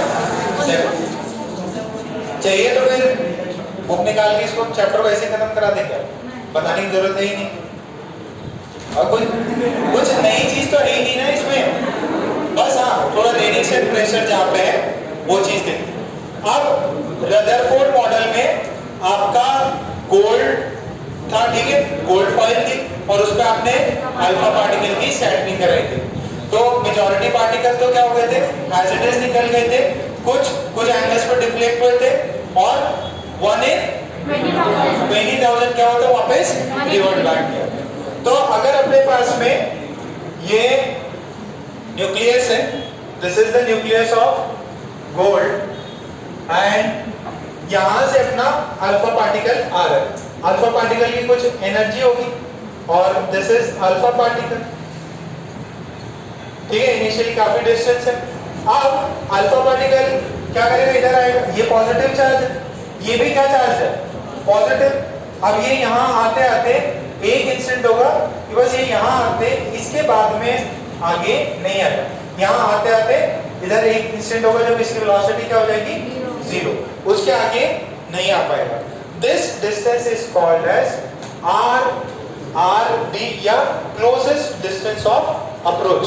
आपको बोलेगा कि अल्फा पार्टिकल को जब आपने उस पे बम्बार्ड किया तो अल्फा पार्टिकल इसके न्यूक्लियस से, गोल्ड की न्यूक्लियस से मिनिमम कितने डिस्टेंस तक अप्रोच किया, what is the minimum distance of approach of alpha particle. तो आपसे ये पूछा था find the minimum distance of approach, minimum distance of approach of the alpha particle। Alpha particle minimum कितने डिस्टेंस तक उसके पास पहुंच गया। तो इसका चार्ज कितना पता है क्या आपको, इसका इस पे प्लस 2e है, इसका जो भी न्यूक्लियस है उसका मान लीजिए q जो है इसका ze है। हो सकता है आप गोल्ड दिया हो या कोई एक प्रॉब्लम में ऐसे भी दे सकता कि आपको वो डिफरेंट एटम दे दे कि ये एटम है और इस पर बनने अल्फा पार्टिकल बम्बार्ड किए, बताइए क्लोजेस्ट डिस्टेंस ऑफ अप्रोच कितना होगा, ठीक है, what is the minimum distance of approach या क्लोजेस्ट डिस्टेंस ऑफ अप्रोच कितना होगा। तो यहाँ पे इनिशियली अपन ने उसको क्या दिया था, मैक्सिमम काइनेटिक एनर्जी दिया था और फाइनली जाते हुए क्या होगी, उसकी काइनेटिक एनर्जी 0 हो गई। तो यहाँ पे अपन लगाएंगे एनर्जी कंजर्वेशन, क्या लगाएंगे, एनर्जी कंजर्वेशन। पहले डिस्टेंस क्या मान सकते हैं, बहुत दूर, तो अपने पास में क्या होगी, kinetic energy initial plus potential energy initial is equals to kinetic energy final plus potential energy final. Kinetic energy initial कितनी है, half mv², potential energy 0। Sir यहाँ पे कौन से पोटेंशियल एनर्जी, ग्रेविटी तो है नहीं, ग्रेविटी नहीं कंसीडर कर रहे, कौन से कंसीडर कर रहे हैं, इलेक्ट्रोस्टैटिक। क्या फॉर्मूला होता था, k q1 q2 by r, तो k q1 q2 by r। अब यहाँ पे ये r जो है that is tending to infinity, क्यों सर, क्योंकि बहुत बड़ा है, देखो उसकी साइज जो होगी वो एंगस्ट्रॉम में होगी और आपने अगर कुछ 1 मीटर से या कुछ डिस्टेंस से माना है तो 10⁸ के टर्म्स में है, तो काफी दूर से, तो इसको अपन क्या मान सकते हैं, इसको इंफिनिटी मान सकते हैं। Infinity is a relative term compare to the nucleus का साइज, वो जो डिस्टेंस जहां से आ रहा है तो ट्यूब से भी आ रहा होगा तो वो बहुत बड़ी डिस्टेंस होती है। This is equals to half m v final का whole square, this is v initial का whole square plus half q1 q2 by r minimum, ठीक है। अच्छा इस वाले को क्या माने, this is r is minimum और ये फाइनल v फाइनल कितना है 0 और r इनिशियल जो है उसको मान लीजिए इंफिनिटी, तो कितना बनाएंगे, हाफ m v इनिशियल का whole square is equals to k Q1 Q2 by R minimum. So what is minimum distance of approach? R minimum is K Q1 Q2 by ये कितना है 2, this is m v का whole square. क्या ये बात सबको समझ में आई? R minimum कितना है 2 K Q1 Q2 by m v I का whole square. What is m? यहाँ पे m किसका मास कंसीडर किया है? Alpha particle. Q1 एक का चार्ज है, किसका चार्ज हो सकता है? इसका Q1 बोल दो, ठीक है, इसका क्या बोल दो? Q2 बोल दो, इसको Q1 बोल दो, इसको Q2 बोल दो. Q1 की वैल्यू सब्स्टिट्यूट करनी पड़ेगी. फिर Q1 कितना आ जाएगा?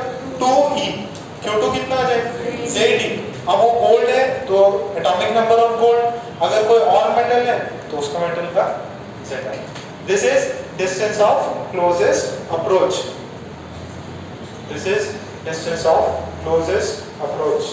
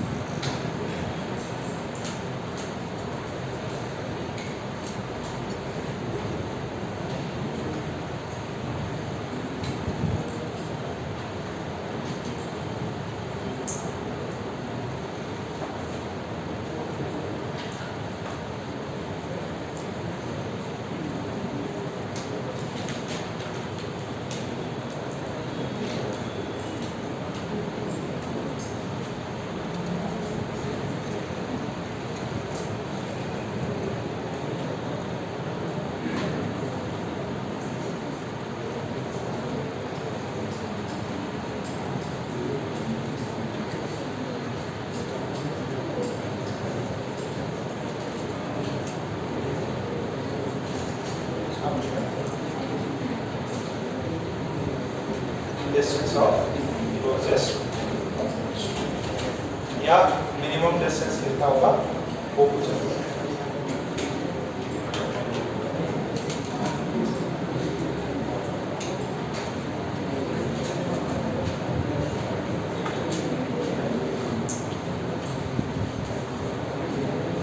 क्वेश्चन एक an alpha particle of kinetic energy, an alpha particle of kinetic energy 10 mega electron volt of kinetic energy 10 mega electron volt is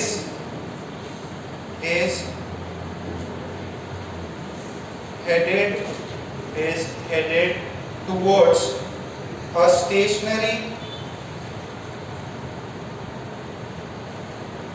is headed towards a stationary point nucleus, stationary point nucleus of atomic number 50, of atomic number 50, full stop. Calculate the distance,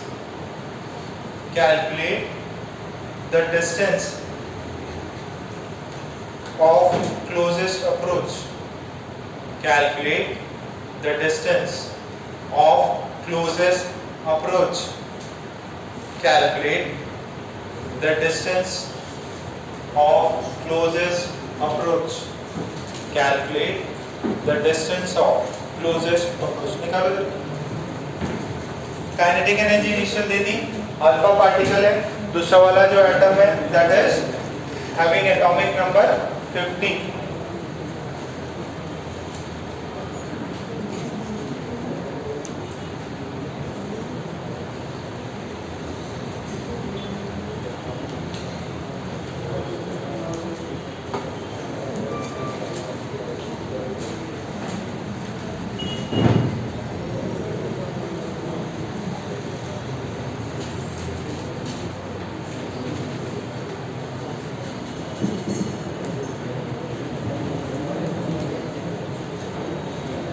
kinetic energy पहले से दे रखी है भाई।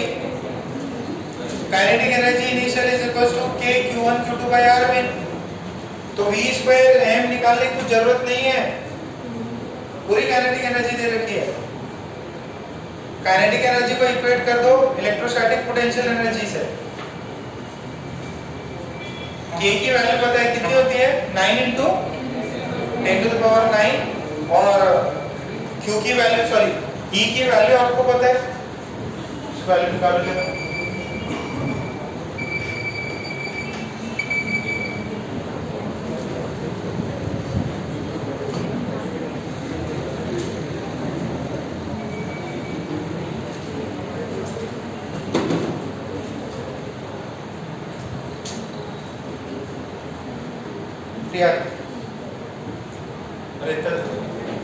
Metre में आ रही 50 metre.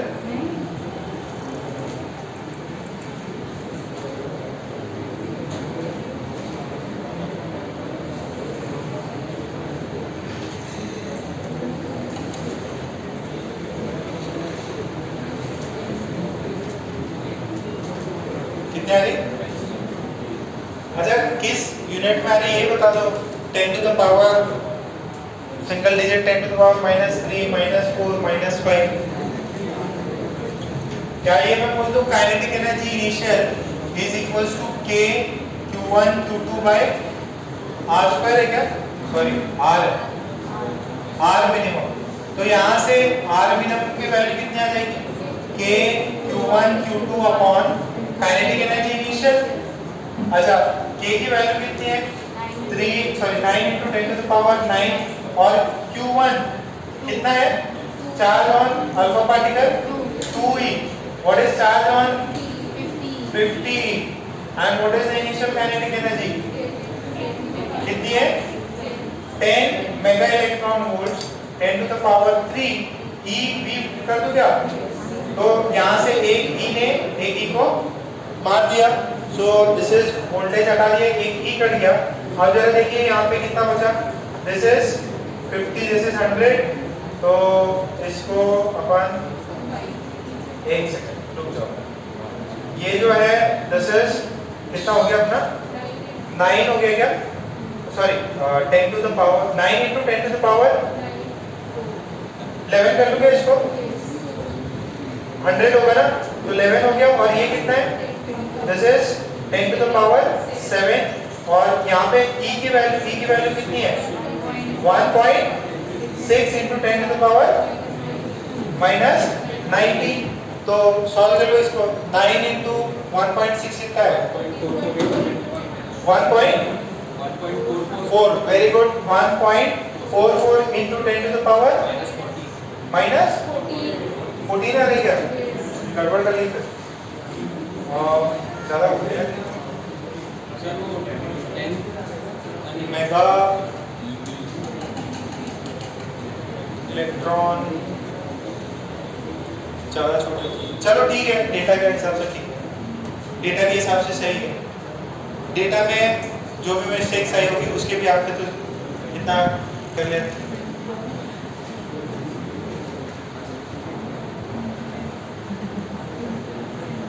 अरे हाँ, ये चलो ठीक है, नहीं इलेक्ट्रॉन वोल्ट्स को या तो आप जूल्स में कन्वर्ट कर दो, ठीक है, तो उससे भी कुछ चेंज नहीं आ रहा ना।